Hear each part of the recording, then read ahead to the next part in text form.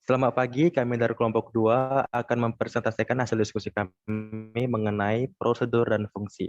Nah, sebelum itu saya akan memperkenalkan anggota kelompok terlebih dahulu, yaitu Fadil Rahmayuni Nasution sebagai penyaji, Johannes Gultom sebagai penyaji, Tiasa Kiara Lumpan Gaul sebagai penyaji, Christian Javieri Andika sebagai penyaji, dan saya sendiri, Ronaldo, sebagai penyaji sekaligus moderator dalam pertemuan kali ini.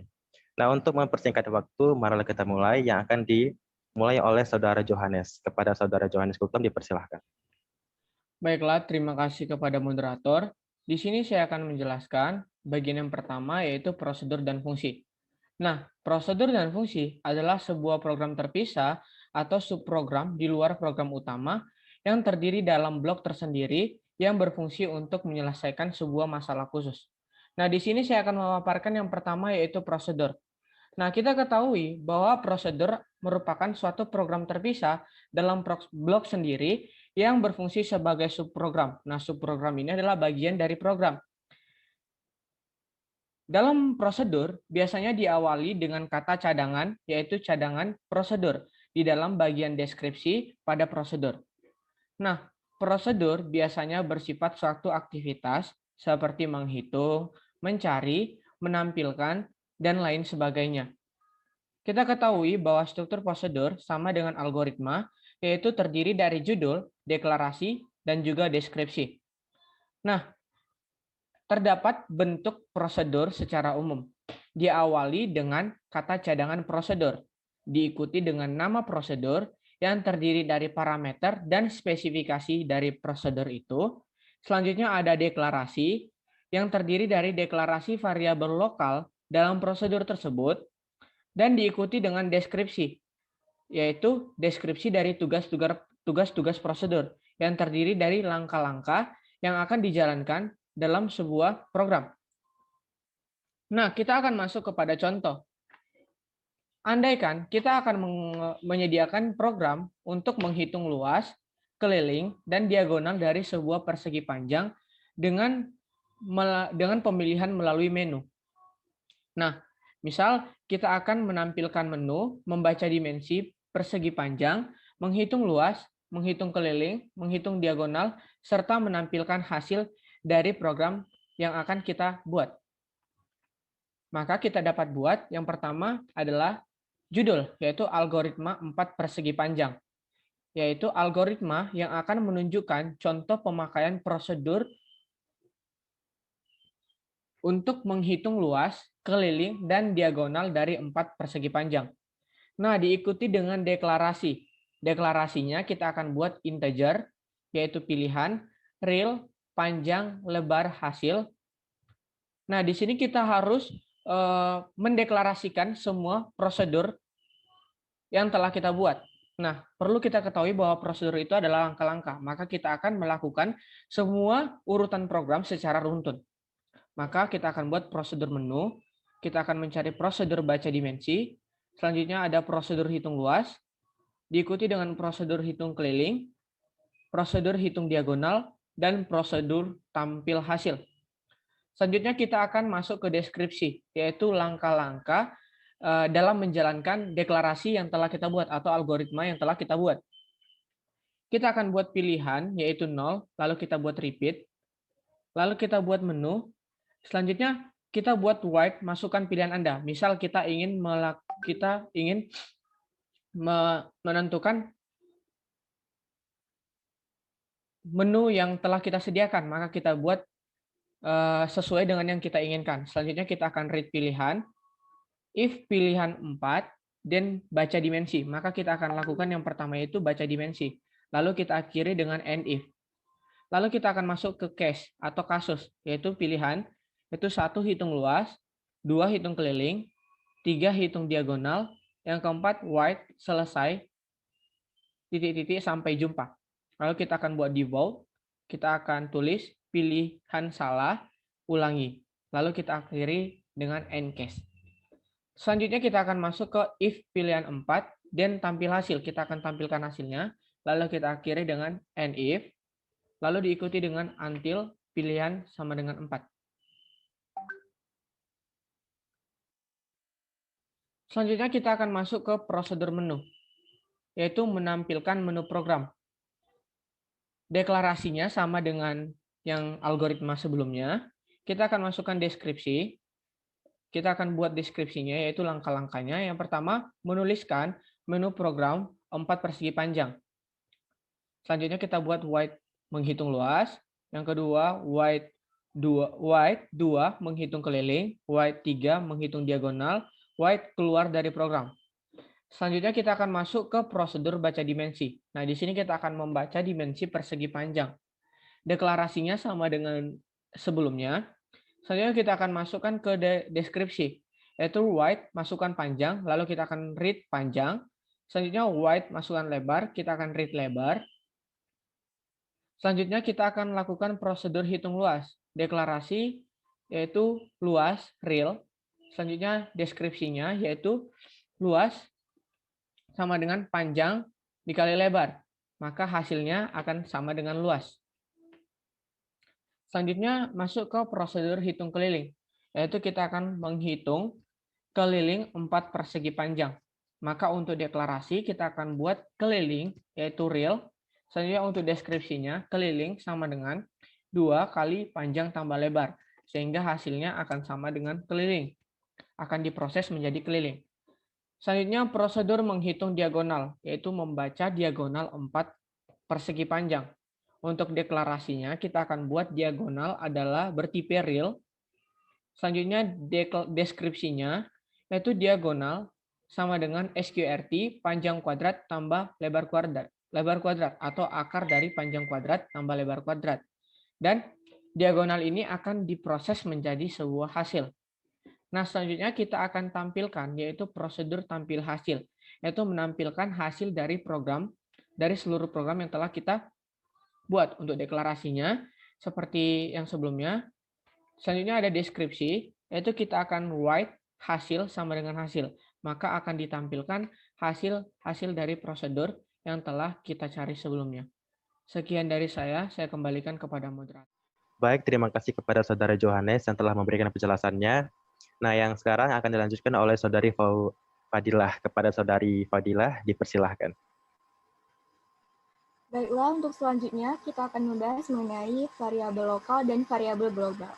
Jadi untuk variabel lokal, artinya itu adalah variabel yang hanya dikenal dan berlaku dalam suatu prosedur saja. Jadi untuk variabel lokal ini merupakan variabel yang didefinisikan pada deklarasi suatu prosedur. Untuk variabel global adalah variabel yang berlaku di semua bagian program dan di semua prosedur. Jadi kalau di suatu program itu banyak menggunakan variabel global, maka akan lebih memudahkan karena variabel-variabelnya itu tidak perlu didefinisikan lagi pada prosedur. Untuk parameter, pertama ada parameter aktual, yaitu parameter yang disertakan pada saat prosedur dipanggil untuk dilaksanakan. Yang kedua ada parameter formal, yaitu parameter yang dituliskan pada definisi suatu prosedur atau fungsi. Ada 3 jenis dari parameter formal ini. Yang pertama ada parameter input, yang kedua parameter output, dan yang ketiga ada parameter input-output. Selanjutnya,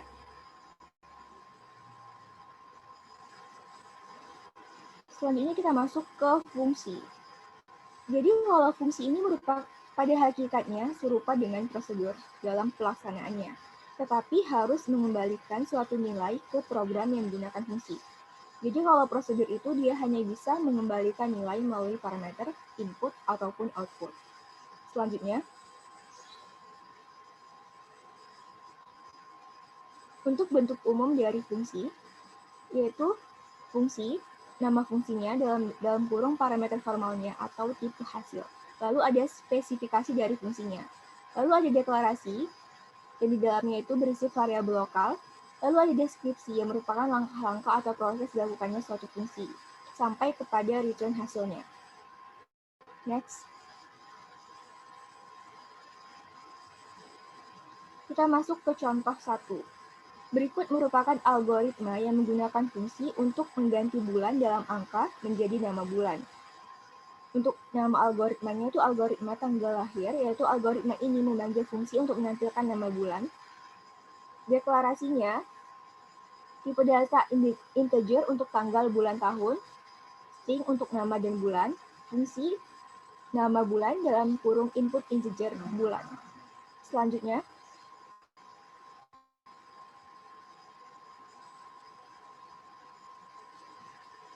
untuk bagian deskripsi, kita write tanggal, lalu read tanggal, write bulan, write tahun, read tahun untuk nama bulan, tanda panah ke kiri nama bulan dalam kurung bulan. Lalu kita write tanggal, nama bulan, dan tahun. Selanjutnya,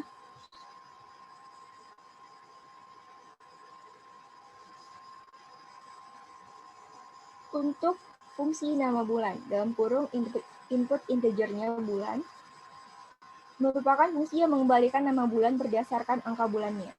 Untuk deklarasi, tipe data string untuk nama dan bulan. Untuk deskripsinya, case dalam kurung bulan, 1 untuk nama bulan Januari, 2 untuk nama bulan Februari, 3 untuk nama bulan Maret, 4 untuk nama bulan April, sampai 12 untuk nama bulan Desember. Lalu endcase, terakhir kita return nama bulan.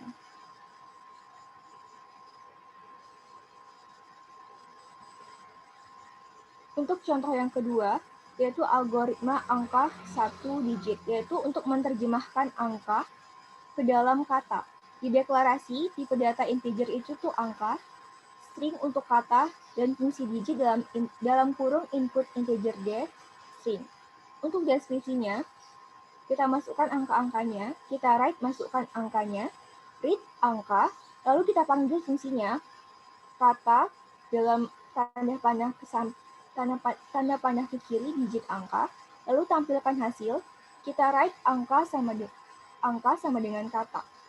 Untuk fungsi di dalam kurung input integer D, fungsi yang mengubah angka menjadi kata. Di deklarasi untuk tipe data string itu kata.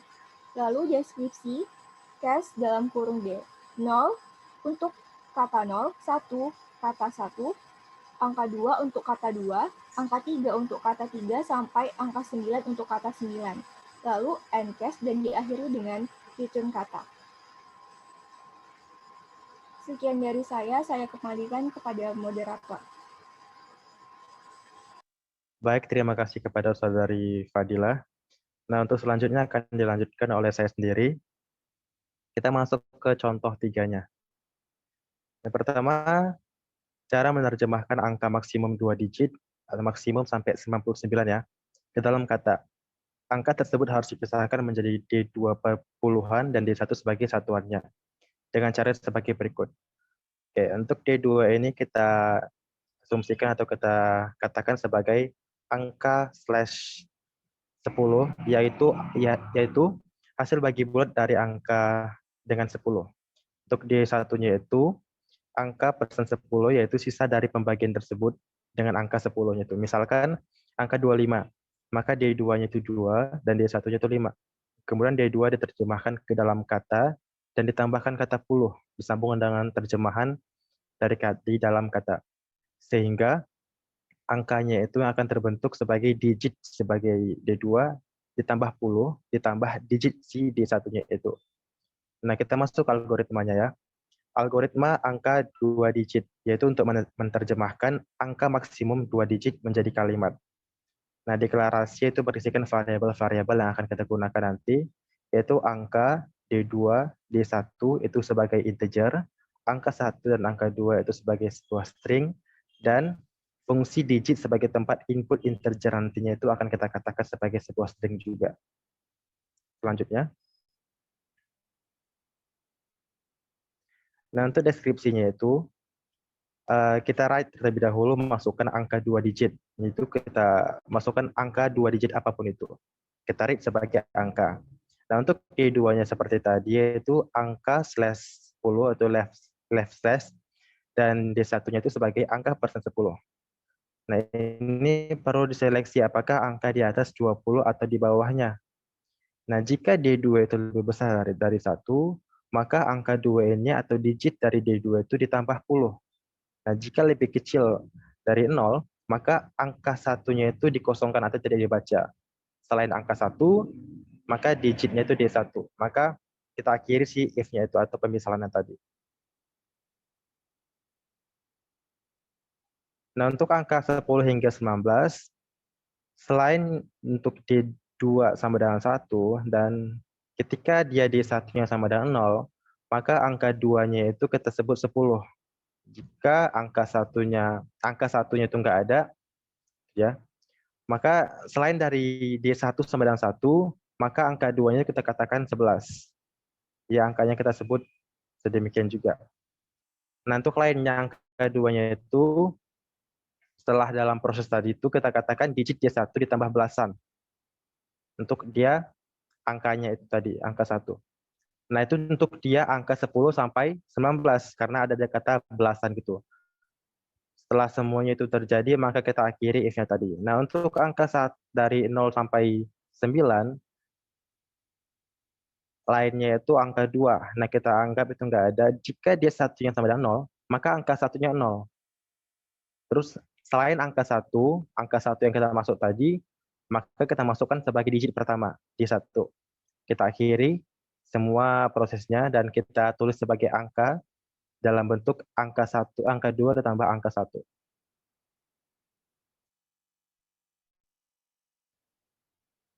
Selanjutnya. Nah, untuk fungsi digit atau tempat penginputan input integer dari CD itu dalam bentuk string. Nah, ini gunanya untuk menerjemahkan digit ke dalam satu kata. Deklarasi yang kita pakai itu adalah kata dalam bentuk string. Nah, langkah-langkahnya itu kita punya suatu case D, yaitu 1 untuk angka 1, untuk kata 1, 2 untuk kata 2, 3 untuk kata 3, dan sampai dengan 10 untuk kata 10. Nah, setelah ini kita punya, maka kita akhiri, dan kita return sebagai kata. Selanjutnya. Oke, contoh 4. Kita akan menampilkan kata atau bilangan bulat yang maksimumnya 4 digit dalam bentuk kalimat. Misalkan kita punya input 2, 4, 3, 6, dan kita akan punya suatu output berupa kata dari angka itu, yaitu 2436. Kita masuk ke algoritmanya. Algoritma angka dalam kalimat untuk menerjemahkan angka maksimum maksudnya 4 digit ke dalam kalimat. Nah, deklarasi itu variabel-variabel yang kita pakai nanti ada angka, sisa, D1, D2, D3, dan 4 sebagai integer, angka 1, angka 2, angka 3, angka 4 sebagai bentuk string, dan tempat penginputan sebagai fungsinya itu adalah string juga. Nah, deskripsinya itu berupa langkah-langkah. Yang pertama, kita tuliskan masukkan sebuah angka maksimum itu 4 digit. Terserah berapa angkanya. Kita read sebagai angkanya itu. Selanjutnya.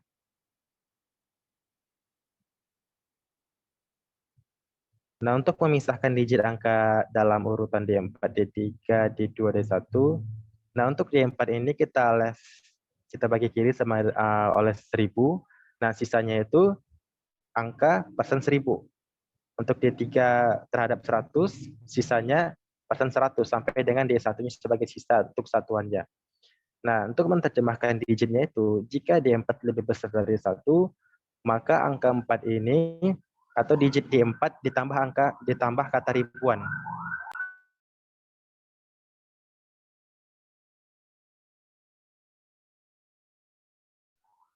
Nah, jika selain nilai dari D4 itu tidak sama dengan 1, atau sama dengan 1 maksudnya, maka angka 4 itu kita katakan 1000. Nah, jika angka 4 itu enggak ada, jika selain dari angka sama dengan 1 ataupun selain dari lebih besar dari 1, maka itu tidak kita masukkan dalam proses.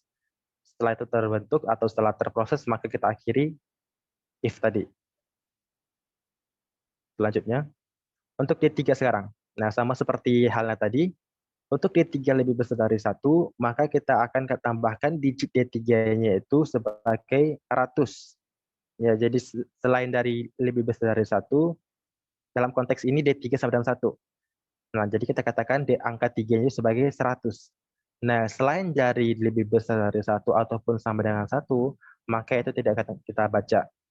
Setelah itu terproses, maka kita akhiri. Untuk D2 juga sedemikian. Jika lebih besar dari 1, maka digit D2 itu kita tambahkan puluhan. Jika dia tidak sama dengan 1, atau sama dengan 1, maksudnya gini.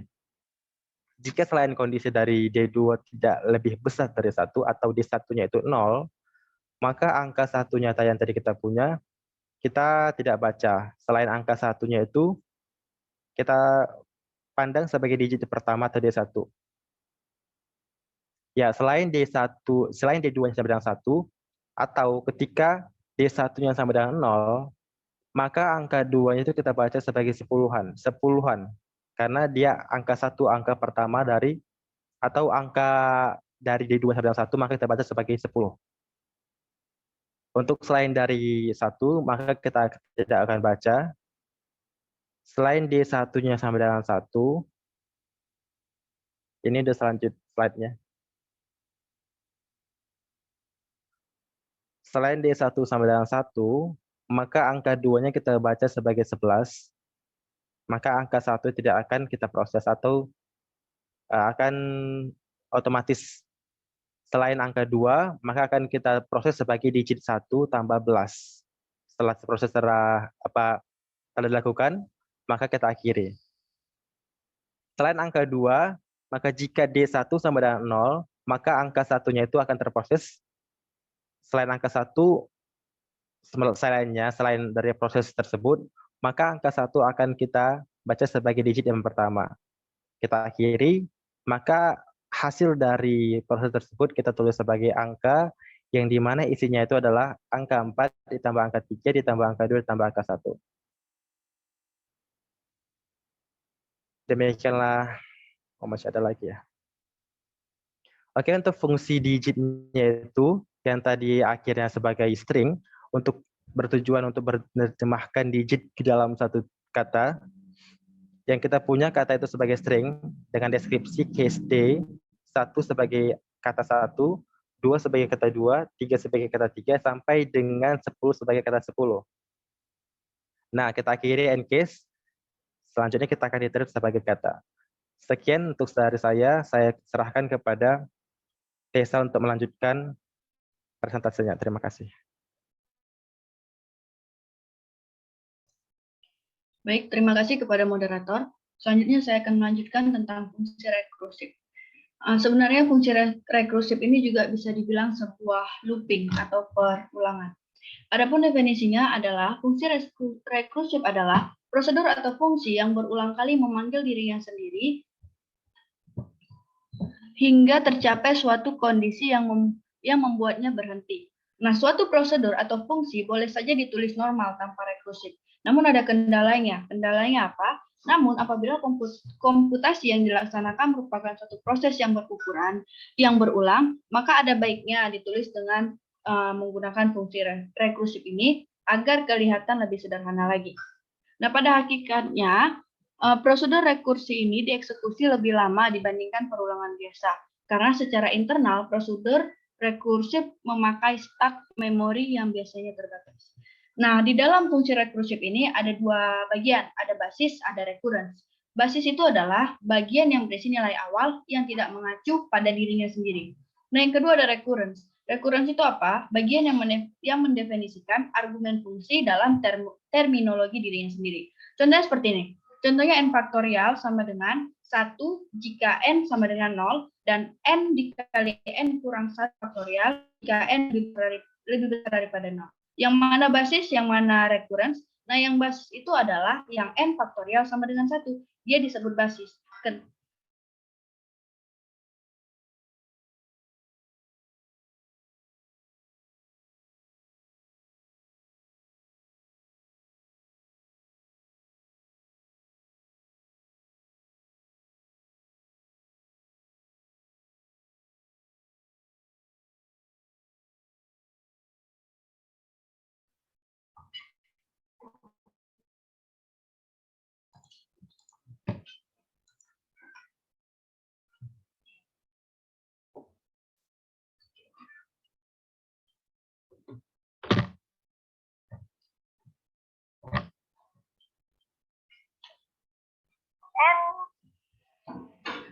Baik, saya lanjutkan. Di mana n faktorial sama dengan 1 itu disebut basis. Kenapa? Karena dia bagian yang berisi nilai awal yang tidak mengacu pada dirinya sendiri. Sedangkan yang n dikali n kurang 1 faktorial itu disebut argumen, karena dia mendefinisikan argumen fungsi dalam terminologi dirinya sendiri. Oke, contohnya misalkan kita lihat menghitung faktorial, maka secara normal dapat ditulis sebagai berikut. Misalkan faktorial untuk untuk menghitung faktorial, kita bisa buat 6 dikali 5 dikali 4 dikali 3 dikali 2 dikali 1. Ini kan sama dengan 6 faktorial, itu sama dengan 720. Atau di dalam perulangan kita bisa tulis fact sama dengan 1, kita pakai perulangan for i sama dengan 2 sampai 6. Maka akan dicetak fact sama dengan fact dikali i. Slide selanjutnya.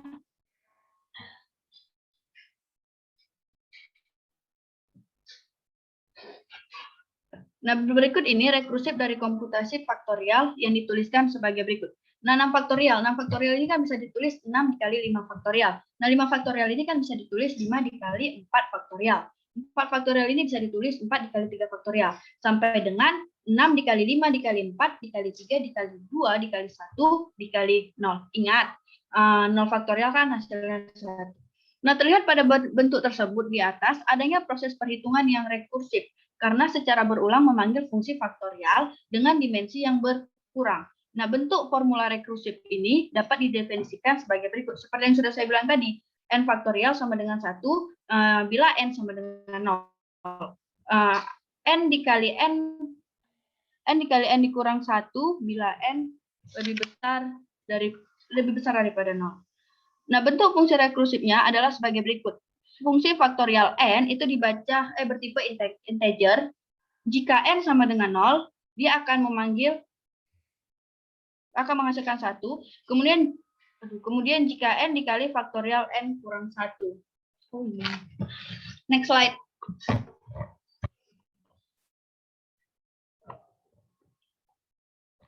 Oke, masuk ke contoh kedua. Pada abad ke-13, Leonardo da Vinci mendefinisikan bilangan atau deret Fibonacci sebagai model perkembangan keluarga kelinci. Deret itu dapat dituliskan sebagai berikut. 0, 1, 1, 2, 3, 5, 8, 13, 21, 34, 55, sampai seterusnya. Nah, dua bilangan pertama didefinisikan sebagai 0 dan 1. Kemudian bilangan berikutnya adalah jumlah dari dua bilangan sebelumnya. Sehingga bilangan Fibonacci yang ke n adalah jumlah bilangan ke n kurang 2 dan ke n kurang 1. Dengan kata lain, definisi bilangan Fibonacci adalah sebagai berikut. Fibonacci dalam kurung n sama dengan 0 bila n sama dengan 1. Fibonacci dalam kurung n sama dengan 1 bila n sama dengan 2. Nah, jika n lebih besar daripada 2, maka dia Fibonacci n dikurang 1 ditambah Fibonacci n dikurang 2. Oke, tuliskan fungsi rekursif dari bilangan Fibonacci ke n, itu pertanyaannya. Selanjutnya.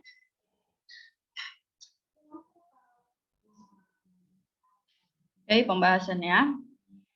Kita akan buat dia masukkan ke dalam fungsi Fibonacci n dengan tipe integer. Deskripsinya kita pakai if. Jika n sama dengan 1, dia akan menghasilkan 0. Jika n sama dengan 2, dia akan menghasilkan 1. Tadi kan fungsinya tadi itu di soal itu menghasilkan 1. Nah, jika Fibonacci n dikurang 1 ditambah n dikurang 2, itu nanti jika n lebih besar daripada 2. Selanjutnya. Oke. Contoh kedua, suatu polinomial px sama dengan a0x pangkat n ditambah a1x pangkat n ditambah sampai dengan an kurang 1x ditambah an dapat dievaluasi melalui aturan Horner sebagai berikut. Nah, lihat di sini aturannya dia bilang P0 sama dengan 0 untuk n sama dengan 0. Ingat, untuk n sama dengan 0 dia P0 sama dengan 0. Nah, untuk Pn dalam kurung X sama dengan X dikali Pn dikurang 1X ditambah An untuk N lebih besar daripada 0. Oke. Pertanyaannya, tuliskan algoritma yang membaca A0, A1 sampai dengan An, kemudian menghitung Px dengan memanfaatkan fungsi Horner yang rekursif. Lanjut.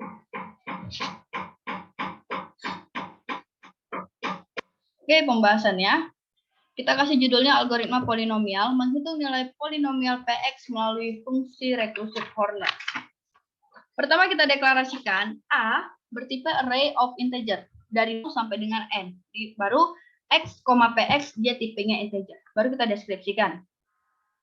Yang pertama masukkan koefisien A0 sampai dengan AN. Di-read A0, A1 sampai dengan AN. Baru yang kedua masukkan nilai X. Di-read X. Baru masukkan fungsi Horner. P, X sama dengan Horner, N dikurang X. Baru yang keempat menampilkan hasilnya. Write, tanda kutip, nilai polinomial sama dengan tanda kutip, PX. Nah, cara kedua juga kita bisa menggunakan seperti ini. Yang di bawahnya itu, fungsi Horner, N, X, itu bertipe integer. Nah, kita deskripsikan pakai if. Jika N sama dengan 0, dia akan dibaca array A kurung persegi 0. Dan kondisi kedua, else return X dikali Horner, N dikurang 1, X ditambah A, N. Itu sebenarnya yang terakhir, yang fungsi Horner di bawah itu terakhir, itu dia sudah dijelaskan di soal. Maka kenapa lebih mudah jika kita memakai if, karena di soal dia sudah dijelaskan. Kalau misalnya P0 sama dengan 0, untuk N sama dengan 1, untuk N lebih besar daripada 0, dia pakai Pn X dikali Pn kurang 1X ditambah AN. Kita tinggal masukkan kata-kata Horner sebagai sebuah sintaksnya. Demikian dari saya kembalikan kepada moderator. Baik, terima kasih kepada Saudari Tessa Kiara atas penjelasannya. Nah, selanjutnya akan dilanjutkan oleh Saudara Christian Javieri. Kepada Saudara Christian Javieri, dipersilahkan. Baiklah, selanjutnya saya akan menjelaskan mengenai perbedaan prosedur dan fungsi. Nah, jadi perbedaannya, yang pertama, sebuah prosedur ini dideklarasikan menggunakan sintaks prosedur. Nah, sedangkan fungsi itu dideklarasikan menggunakan sintaks function. Jadi, kedua sintaks ini berbeda. Kemudian perbedaan yang kedua, prosedur ini bisa dibentuk dengan parameter maupun tanpa parameter. Nah, sedangkan fungsi harus dibentuk menggunakan parameter. Tidak bisa tanpa parameter. Kemudian perbedaan yang ketiga, nilai yang dihasilkan fungsi akan disimpan pada nama fungsi itu sendiri dan dapat dipindah alihkan ke dalam bentuk variabel. Sedangkan prosedur tidak bisa. Nah, perbedaan yang keempat, dalam hal strukturnya atau anatomi dalam penulisannya, pada fungsi itu harus menyertakan return type atau tipe data kembalian. Nah, sedangkan pada prosedur tidak menyertakan return type atau tipe data kembalian. Kemudian perbedaan yang terakhir, prosedur dan fungsi pada bahasa C dibedakan dari return value. Jika suatu subprogram memiliki nilai balik atau return value, maka subprogram tersebut disebut function atau fungsi. Nah, sedangkan jika tidak memiliki nilai balik, maka subprogram tersebut merupakan prosedur. Nah, untuk yang selanjutnya,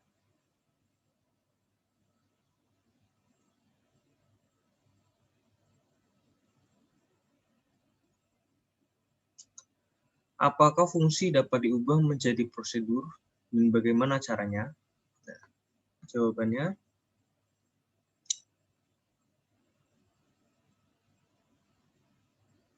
jadi dalam beberapa bahasa pemrograman hanya ada fungsi dan prosedur ini dipandang sebagai kasus khusus dari suatu fungsi. Seperti halnya misalnya persegi, itu kan persegi merupakan jenis persegi panjang khusus. Jadi secara umum fungsi ini mengembalikan nilai, sedangkan prosedur tidak mengembalikan nilai.